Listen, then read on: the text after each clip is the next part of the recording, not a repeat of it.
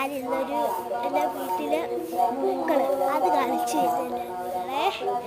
അപ്പം ആദ്യത്തെ പൂ ഇതാണ് ഗൈസ്.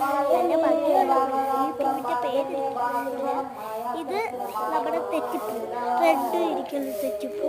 അതിലോട്ട് കടലാസ് പൂവാണ് ഗൈസ്.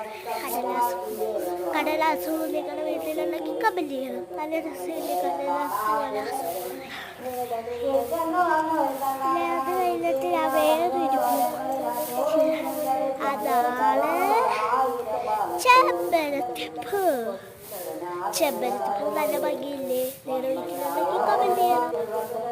അത് കഴിഞ്ഞിട്ട് വേറൊരു പൂവാണ്. ഈ പൂവിൻ്റെ പേര് അത് കഴിഞ്ഞിട്ട് ഞാൻ കടലാസ് പിച്ചു വെച്ചപ്പോൾ അത് കഴിഞ്ഞിട്ട് വേറൊരു പൂ കാണിച്ചു തരാം. ആ പൂവിൻ്റെ പേരെനിക്കറിയത്തില്ല. കാരണം ഈ പൂവാണ്. അപ്പോൾ നല്ല ഭംഗിയുണ്ടാകും, നല്ല വെളുത്തിരിക്കും.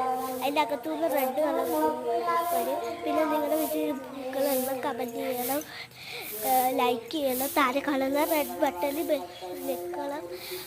Bye bye.